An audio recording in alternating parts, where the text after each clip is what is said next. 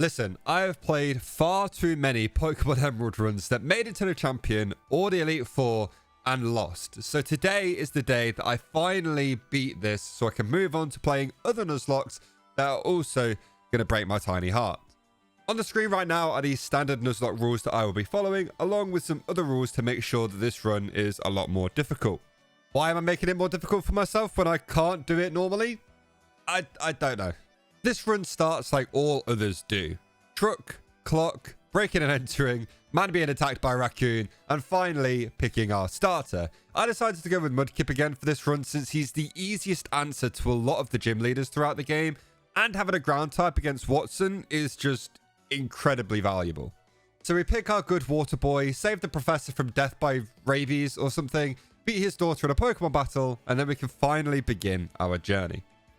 Let's talk encounters. On Route 101, I catch a Wurmple. Route 103, I catch a Poochyena, which isn't incredible. Route 102, we caught a Lotad, which could be huge. And Route 104, we got a Marill. Probably could have been worse so far, but could have been better. Petalburg Wood grants us with a Taillow, which is what I wanted from here, to be honest. And once we trekked our way through the forest, it was time to take on the first gym leader.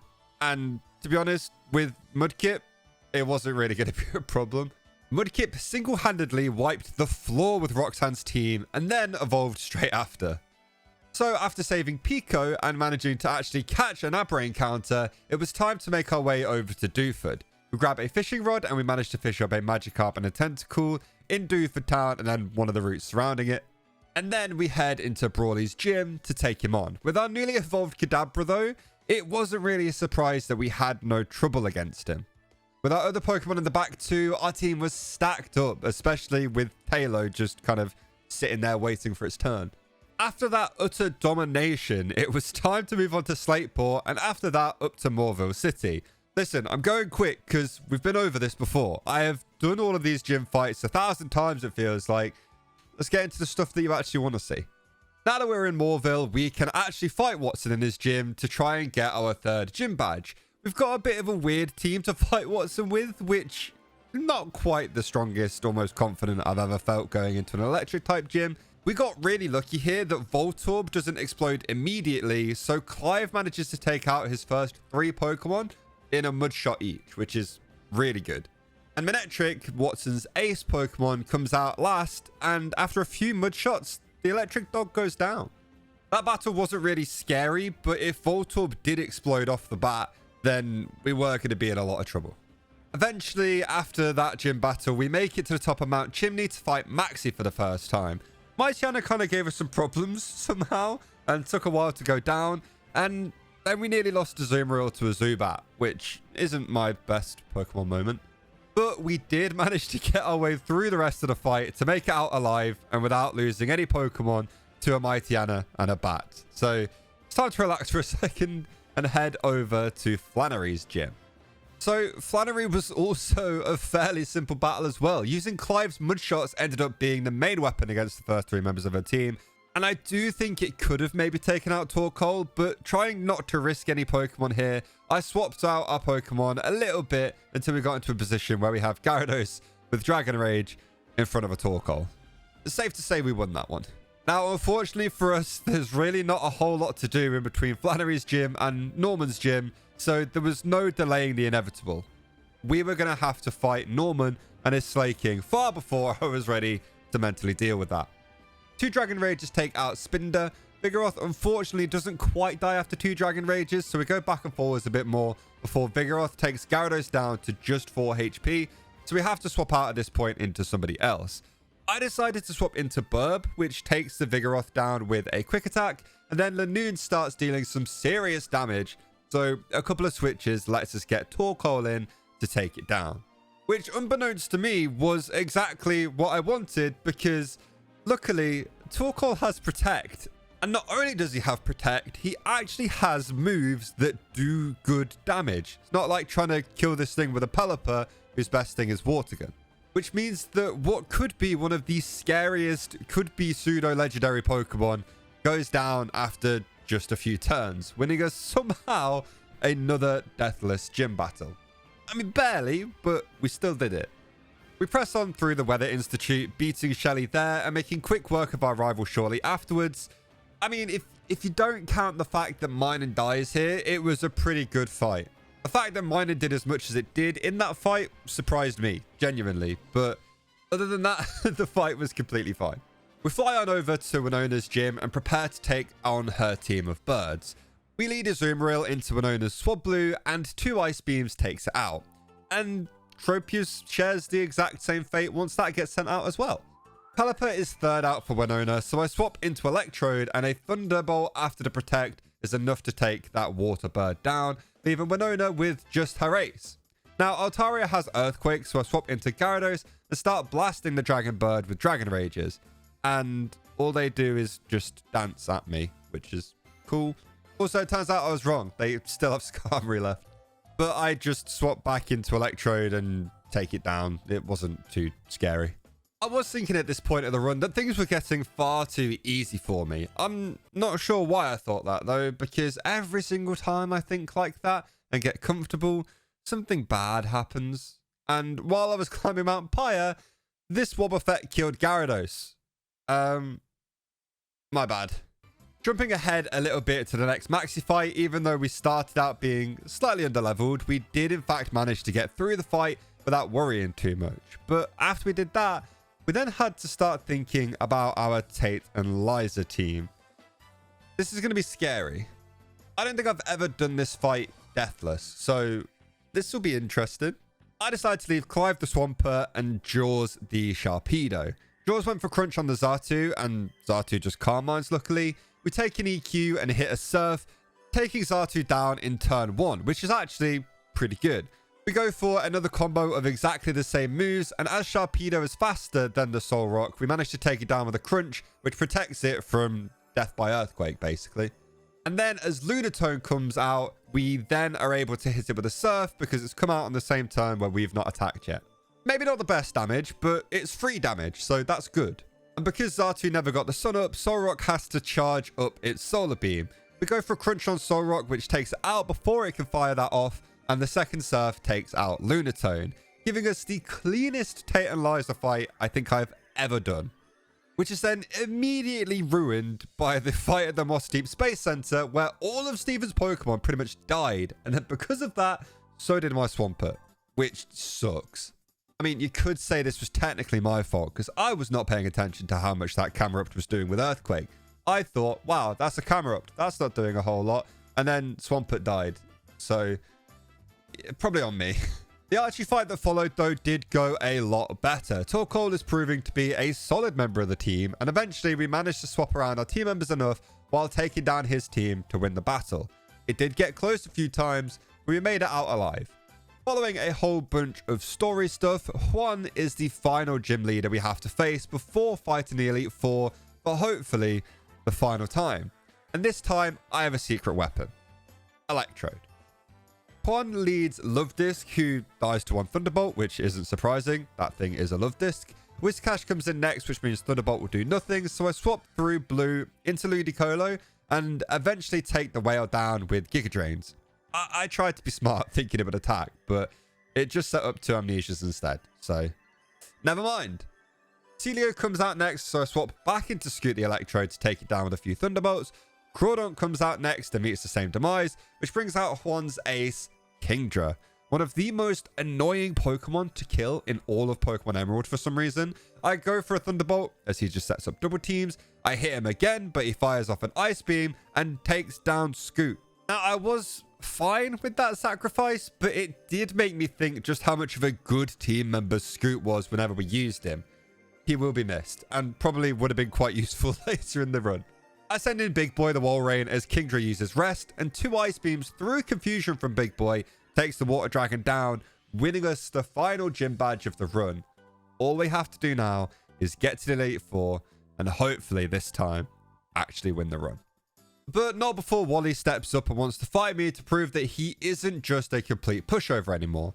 His Altaria goes down to an Ice Beam from Dua the Starmie, and he brings in Delcatty next. We manage to hit him with a critical hit Surf, taking it down in 1 hit.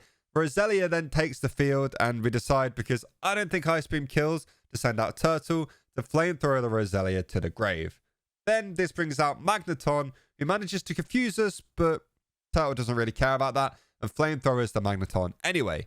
This then brings in Gardevoir, and 2 crunches from the newly swapped in Jaws takes it down before the future sight hits us. And now all that's left for us to do is take on the Elite Four. Finally. Here is the team that I will be taking in with me. This took at least an hour of trying to prep and figure out how I wanted to navigate through most of these fights I had to take on. And these are the guys I'm bringing with me on the redemption run. After making sure I slightly knew what I was doing, I decided it was finally time to step through the doors. Sydney is first, and his lead Mightyana is no match for a Surf from Dua. The Shiftry that follows survives the next Ice Beam, but freezes, and another Ice Beam is not quite enough to take it down, but a following Thunderbolt is enough to finish the job. I've used Thunderbolt there because I wanted to save Ice Beam PP. Cacturne is next, and another Ice Beam knocks him out. Crawdaunt is the next choice of Sydney, but he's no match for the power of the Thunderbolt that Dua fires out, leaving just Absol, who, as much as he tries, doesn't survive the next 2 Surfs, winning us a super clean and easy battle. Next up is Phoebe, and she leads one of her 2 Dusclopses, and I lead Jaws the Sharpedo. They initially go for Protect, but the turn after, they die to the crunch that was aimed at them the first turn. Phoebe then sends out one of her Bannettes, and another crunch takes them down. One of the Bannettes has Thunderbolt, so I needed to take them down as quick as possible. Sableye is next, but 2 Surfs is enough to finish it, and then Phoebe sends out her second Dusclops, and I go for a crunch here once again. What a surprise. And the Dusclop actually dies to a crit, which turns out did actually matter because he would have lived otherwise. So that's huge. And then the final Bannett just dies to a crunch. We've seen this coming already. Sharpedo is very quickly growing on me too, you know. What a cool Pokemon. Glacier is next on our hit list. She leads Celio and I lead Dua again. I fire off a Thunderbolt, which does a good amount of damage, and a second one takes it out. Glalie follows next, and this one doesn't have Explosion, so I could safely take it out with 2 Surfs. We do have to take a hard crunch first, but we managed to eat it. She then sends out her other Glalie, which does no Explosion, which leaves me in a weird spot. I finally decide to swap into Jaws, and I start going for Dive, thinking that it might just explode while I'm underwater. It doesn't, and for some reason I repeat that again, thinking it would change, but it doesn't. And it just kind of leads to me throwing away Jaws for absolutely no reason here. In my head, this thing was going to click Explosion on any turn, not just a turn where it got down to low health, which is realistically how it normally goes. I think I was so caught up in not wanting to lose this fight that I just wasn't thinking about when this Glalie was actually going to go for it. I send in Starmie to finish the Glalie off before it can move, and another Celio gets sent out next, so I decide to go for a Recover to get my health back, and then start firing off Thunderbolts to take it down. And then Glacier's big bad Walrein comes out next. I hit it with a Thunderbolt, which doesn't kill, and a Surge takes me down to a weird amount of health. I go for a Recover here, but the next Ice Beam freezes me. I try and go for a turn 1 Thaw out, but have no luck, meaning I have to switch. I decide to go into the Ludicolo, who takes the Ice Beam on the switch in. Not great because of a crit, so I swap into my own Walrein to 1v1 this thing. With them healing and somehow hitting me harder, which isn't fair, we're not left in a great spot. So I have to swap into Arctic the Whiscash, who tanks the incoming moves and takes the Walrus out with an Earthquake, winning us the battle against Glacier. Not quite as clean as I wanted, but we made it through. This just leaves Drake and Wallace. We can so do this. Drake leads Shelgon and I lead Big Boy the Walrein. The Shelgon gets a double protect off, but dies to the Ice Beam that does end up hitting. Salamence comes out immediately after and fires off a Rock Slide, which crits, and the Ice Beam that follows from Big Boy, luckily though, does manage to take it down. This still sucks though, because now we are on no health, and I wanted Walrein to sit there and tank hits for this entire battle. I swap into Dua on a Dragon Breath and take the Altaria down with an Ice Beam. The Flagon that follows also just dies to an Ice Beam, leaving just Kingdra. I managed to hit him with a Thunderbolt as it just uses a Dragon Dance. I hit another Thunderbolt as he hits a Body Slam. And for some reason, I didn't realize he was faster than me on that last turn. So I attempt to go for another Thunderbolt, but the following Body Slam takes out Starmie, which is so bad, like so bad for my champion fight. I decided to go into Whiscash, who takes a Surf and somehow kills the Kingdra with an Earthquake, winning us the final fight. Like, I was so shocked that we got through that after Starmie died. Oh my god. Right, it's not an ideal situation to be going into the champ fight on a redemption run with, but we're here now, so we may as well fight for our lives. It's time for the champion fight, our final chance at redemption. And I'll be honest, I think it's just best to hear how this battle went live. Right. Quick little Giga Drain. If we got a crit there, that would have been huge. Use something stupid. That was its best move. Giga Drain. We get a bit of health back. Could kind of tell that was going to happen. Pokemon. That's fine. We're probably going to get poisoned knowing us. Knowing our luck. We didn't. It's going to toxic us anyway, so we're on the clock regardless. This is a very small chance to one-hit kill.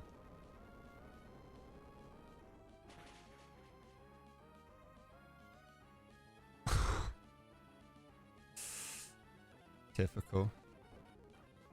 It didn't do it again. And it fucking Hydro Pump. Right. Okay. Let's think. Let's send Burb out. Aerial Ace kills. They won't send in Ludi now though, will they? Milotic. That's not good. This fight is going slightly less than ideally. It's gonna Ice Beam. So that's fine. So then with the moves we have, we've got Nevermelt Ice. Okay. Swap into Ludicolo is a little bit annoying. That's okay. Leech Seed, that's frustrating. If I do this first. Yeah. What's it got left? Have we killed Whiscash yet? We haven't. We've not seen Whiscash. Did Wailord die? I think Wailord died. Ludicolo died. Tentacruel died. Am I faster than Milotic? I am. Ludicolo isn't. I'm almost tempted just to try and get as much chip damage as I can. Thing is, this thing has Toxic and Recover.